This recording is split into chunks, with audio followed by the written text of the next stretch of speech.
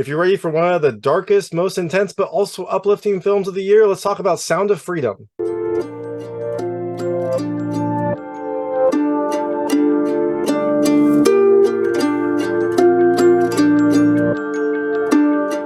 Hey everyone, this is David Stark from Watch Our Past, and I'm here to talk to you about Sound of Freedom, which came to theaters on July 4th, 2023, Independence Day. It came to theaters.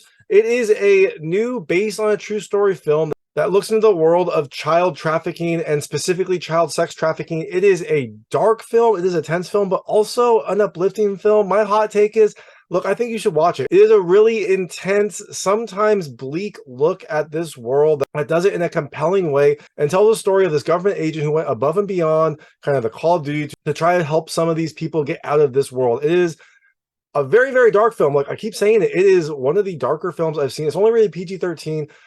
I would suggest maybe go see it before you take your kids. It definitely has a very realistic portrayal of this world. It doesn't show anything kind of gratuitous, but it is disturbing in a lot of ways, mostly because this is a true story. So I would, maybe caution taking your kids. It definitely earns its PG-13 rate. It's not rated R because it doesn't actually show anything. There's not a ton of violence. There's not a ton of portrayals of what happens, but it definitely implies it, and the implications are very dark. So I'm going to tell you a little bit more about the film, a few things I liked, a few things I didn't like, and then go into the ending. As you can imagine, there will be spoilers in the ending section. If you don't want to know what happens in this movie, turn it off when I get to the ending section. Before that, I'll keep it vague. I'll keep it spoiler free. I'll let you know when I get to those spoilers. But first off, I keep saying this is a dark film.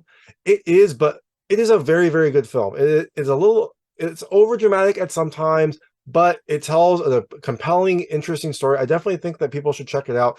And if you want to check it out and you can't afford to, you can go to angel.com/freedom.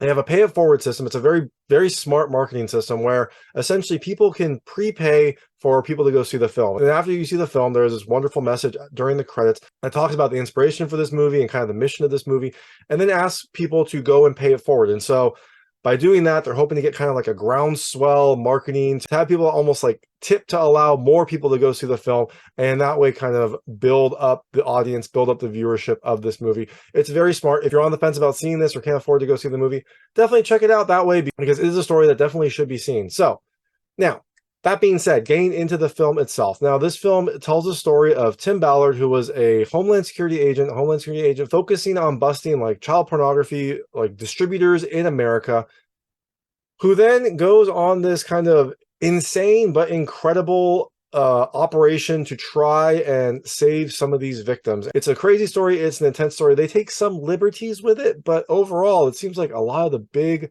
incidents in this story did actually take place. But this really is a story that has to be seen to be believed, so definitely check this movie out. So that being said, things I liked about this movie. The first, look, I like the story. It deals with some very dark subject matter, but it does it in a very effective way. It realistically portrays this world. Like, it definitely doesn't hold back anything. It doesn't throw any punches when it's displaying what is happening to these kids. Now, like I said, it doesn't get gratuitous. It doesn't get kind of vulgar, but you get to see these kids getting like kidnapped from their homes and the fear that they have and some of the like rough treatment that they have and the way that they are isolated and sent off to various corners of the world alone, dirty, all that stuff. You get to see some very intense scenes that portray this world and kind of the horrible, horrible nature of it. And I thought that this film did a really good job with it. I thought it did it like respectfully, but also very truthfully. Like, there are some very realistic scenes that happen that have these kids really kind of pulling at your heartstrings, and it does a very, very good job with it. The second thing I love, look, I love the music. It has some really good dramatic music when needed to kind of like up the ante. Like, this is already an intense subject matter, and the music definitely helps to kind of lift that up when it needs it to kind of amplify the drama, amplify the kind of depravity that happens. And it's just a very effective soundtrack for this film. The third thing I liked, look, it's kind of related to the story, but I guess tough to say, but I like the subject matter. Not that I like the subject matter, but I think they displayed the subject matter in a very honest, very brutal way, which you kind of have to tell this story. Like, the filmmakers did a really good job portraying this world, portraying some of the things that happen, and really kind of shine a light on some terrible, terrible things that can happen. And I definitely think that it is a interesting story. It's a story that should be told, and it's definitely a story that should be told without pulling any punches, and they definitely don't. And the last thing I really loved, I love the cast. This is a really good cast. everyone seems to kind of commit to these roles, and even the kids. Like, there are a lot of child actors in this film, as you would imagine, in a film that deals with this subject matter, and they do a really good job. They are very convincing. They, are fearful when they have to be. They are genuine when they have to be. There are some really kind of subtle scenes that you get that look very authentic, and that's always tough when you have child actors, especially when you have child actors dealing with this kind of subject matter. And so I think they did a really good job with the cast. Plus, I also really like the main characters. Jim Caviezel and Bill Camp did a really good job as kind of the two, like, main, I guess, operators in this film. Overall, it is just a fantastic cast, a cast that fully commits to this story, and you can see that in the kind of finished product. So that being said, lots of positives, things I didn't love, and look, these are all very minor. Overall, I thought this was a fantastic film, so definitely check it out. But I always have to go into some negative things I didn't love as much. The first, there are some overly dramatic moments, and look, like, this is a very dramatic subject matter. It's a very dark subject matter, so there's going to be some overly dramatic moments. But I think sometimes the character of Tim is super intense, and you know what? Maybe that is how he was. Maybe that is how that character was. He is dealing with a area of the world that most people don't ever want to go into, so maybe you have to have that kind of intensity. But there are some scenes that I felt were maybe a little bit over dramatic. Again, very minor. Overall, this film is very effective, but there were just some scenes that I thought maybe were a little bit more done up. And the second thing I didn't love as much, again, very minor. This is based on a true story, and there is a true story here, as far as I can tell, and there will be spoilers here. Minor spoilers, but there will be spoilers. There was, the main character, Tim Ballard, is a real person. He did some amazing things. He saved a lot of people. He orchestrated this crazy raid operation that happened that they portray in the film. But they do take some liberties with, I think, some of the other aspects of the story. They don't, I'm not certain because they don't necessarily tell, but I think that they created a couple characters to give you some extra dramatic kind of narrative throughout, and some more intense scenes to kind of up the drama. Now, that being said, it makes for a very tense, compelling story, so I understand why they would do it, and I think it's an effective way, but I always get kind of a little hesitant when it's based on a true story, and then they kind of take liberties with it. Again, very minor. I thought this was a really good film. So, overall, that's Sound of Freedom. It's in theaters now, and like I said, if you want to check it out, head to angel.com/freedom. They have a system where you can pay it forward if you've already seen it and want to kind of let other people see it, or if you aren't sure of it or can't afford to get tickets, go there to get some tickets that other people have paid it forward as well. I definitely think people should check it out, so don't let your pocketbook kind of dictate whether or not you see this film. It is a very good film. It deals with a very, very intense subject matter, and I think it should be one that is seen, and potentially seen in a group, because you can kind of have that shared reaction for good or bad. So that being said, I'm going to go into the ending now. If you do not want to know what happens in this film, turn it off now. Go check out the movie, because there will be spoilers here. So, in Sound of Freedom, the story centers around kind of two main figures, I guess. You've got Tim Ballard, who is this Homeland Security agent who is trying to track down child pornographers, pedophiles, things like that in America. But he gets frustrated because he's basically kind of catching the peddlers of the child pornography, people that kind of like download it and then, distribute it in America, things like that. But he can't save the children. And at some point he like gets frustrated with this, and his kind of boss or person says basically like, look, like, most of these people are outside the United States. We don't have jurisdiction, which is true, but it also is a very unsatisfying result. Now, that changes when he kind of captures a pedophile and then kind of charms him in this very kind of disturbing but also brilliant way to convince that person to like get a child for him. So when this happens, they are able to kind of infiltrate the person bringing the kid, and they're able to save the kid. And it's a big kind of victory. He saves the kid from trafficking. He's able to be reunited with his father. But unfortunately, that boy had a sister who was also kidnapped at the same time. And so it's kind of bittersweet, because the father has one kid, but he's still missing the other, and they don't know what happened to her. So this leads Tim on a quest to try to find this sister and reunite them all. And this leads to some crazy, crazy situations. So essentially what happens in the film, I don't know how much of this is real and how much isn't. I will talk about the things that they said specifically happened at the end of this. But essentially, Tim goes to Colombia to try to track this girl down. He gets a tip from someone he worked with that she might be in Colombia. And in that, he organizes this big raid with a Colombian police officer, and then also someone who is like a Colombian vigilante. He had been part of the cartels, he'd gone to prison, and then afterwards he started using his money to kind of like by children, but he sets them free. He's kind of like doing a good deed now, but he still is in that circle. I think it's kind of secret that he buys these children and then sets them free. So he has contacts in the Colombian underground for that. So together they all kind of orchestrate this big plan to create this kind of like safe resort island for child predators. And so they would like charge membership. People would come there. They could partake of their horrible, horrible desires at this place. And it would be safe. It would be luxurious. It would be high end. It would be this like essentially playground. They arranged this. They arranged with like the various traffickers to try to get some kids there. And during this time, Tim is trying to get this sister of this person he had previously rescued, this sister named Rosario, here. And he can't like specifically ask for her, but he's hoping that by asking for all these kids to come to this club, that she'll be one of them and that he will be able to reunite them. They all get there. The traffickers are also there.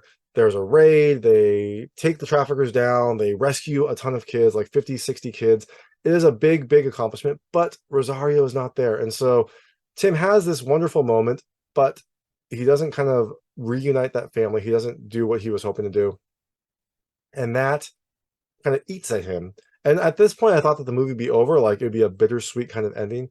But no, the movie keeps going. And so Tim starts working on the people that he captured. And one of them tells him that Rosario was sold to this person named the Scorpion, this like rebel leader who is in this part of Colombia that is essentially kind of lawless. Like no one goes in there. The army doesn't go in there. The police don't go in there. It is essentially an independent nation within Colombia. So now she is in this place that no one can get into. So Tim and the like former cartel guy Vampiro go down there, pose as doctors to try to get into this place and then find Rosario. And this is a very intense part. Like essentially Tim has to go by himself because they get separated. So Tim is with these kind of like lawless rebels in their territory. He has no help. He basically has to like pretend to be a doctor, be nonchalant, but also track Rosario down. Eventually he finds her. He sneaks in and saves her, has to like take out the Scorpion in the process. It is a very, very tense moment. This entire part is intense. I was holding my breath for a lot of it. He takes down the Scorpion, gets Rosario. They sneak out like under the cover of night, always wondering if they're going to get like captured or seen. They get to the boat, go off. As soon as they're off, like someone discovers that the Scorpion is down, radios. They're pursued over this river chase. They kind of like get to the shore right in time, jump into a van that's waiting for them, drive off as the other boat is coming up. There's gunfire, there's action. It is an intense, intense moment. But eventually they do escape. They get Rosario back. They reunite her with her father. And I thought that this scene was really, really well done. They get her back to the hospital. She's examined. She's sleeping. Her father comes in and like wakes her up. And when this happens, like she's hesitant almost, which is, I think, probably the more realistic reaction because she has been through some terrible, terrible things. She's not sure if this is real. She kind of is a little bit, off at the start. And then eventually she kind of warms up and like gives him a hug. And I thought that this was a really good scene, like fantastic acting, really good writing because it's not what I expected. Like I expected her to like pop up and just embrace him like you would maybe see in a Hollywood movie. But, I think someone that has been through what she has been through, she might be a little bit concerned, like nervous, like what's going on? Is this a dream? Like, how do I react? It's been a while. Like she's been through some really dark places. So I thought that this was a really beautiful, wonderful scene to kind of cap off this movie. So her father takes her back. The family is reunited. And I do love how this movie ends, how it starts. When it starts, it's zooming in on Rosario. She's playing this drum, singing. And later on, when some of the kids are singing, the agents kind of talk about what this is. And they say, like, you hear that? That's the sound of freedom. It's these kids, like, being kids, loving life, kind of showing happiness. And that's where this title of the movie came in. So at the start, the camera zooms in on Rosario playing and singing in her house. And, like, that is the sound of freedom. That's before she kind of got kidnapped. That's when she was still innocent. That's when she was still kind of like happy. And now at the end of the film, it's zooming out of her bedroom as she's playing this drum, singing the song, and the sound of freedom is back on. It's kind of like back in her life. and it kind of zooms out the same way it started. I really like that. I thought it was a clever touch. I like how it kind of like came full circle there. And then after this, you find out some more about Tim and what happened. So you do find out that this raid actually did happen. They had this like crazy island raid in Colombia where they captured traffickers. They saved a bunch of kids. And then after this, Tim stayed in Colombia and worked for several more years to try to free more people. It said that he eventually freed like 120 victims, caught dozens of traffickers, a pretty intense and pretty crazy story. And then he also testified before Congress about his experiences, which then led to some strengthening of laws of trafficking. So a really crazy story, a really kind of amazing story. It doesn't seem like these two kids were real, and they make mention of it in like a later message where Jim Caviezel says essentially like these two kids represent the millions of other kids that have been through this. So I don't think that these specific kids were real, but I do think that it made for an interesting narrative, and enough of the film was real that it is still an intense, crazy story. Now, during the credits, like I said, there is this really wonderful message from Jim Caviezel. It's kind of talking about the inspiration for this movie and some of the things that you can do if this movie inspires you. So definitely, if you watch it, stay till the end, stay till the credits, see that message. It is a very touching message. You can kind of see the emotion from Jim Caviezel when he's saying these things, and you kind of get a sense that this entire film was a labor of love to shine a light on this really terrible, terrible subject matter. So that is Sound of Freedom. Like I said, it's in theaters on July 4th, 2023. Definitely check it out. I think it's a really good film. It was definitely a surprise for me. I didn't really know what I was getting into when I started this, and there were definitely some shocking moments, but also some very uplifting ones. So check it out if you can. And if you can't afford it or you're not really sure, go to angel.com/freedom, because definitely check it out. And thanks so much for watching. If you like this review, please like and subscribe to this channel. It helps me out a lot. Make sure all my new content goes straight to you. Thank you.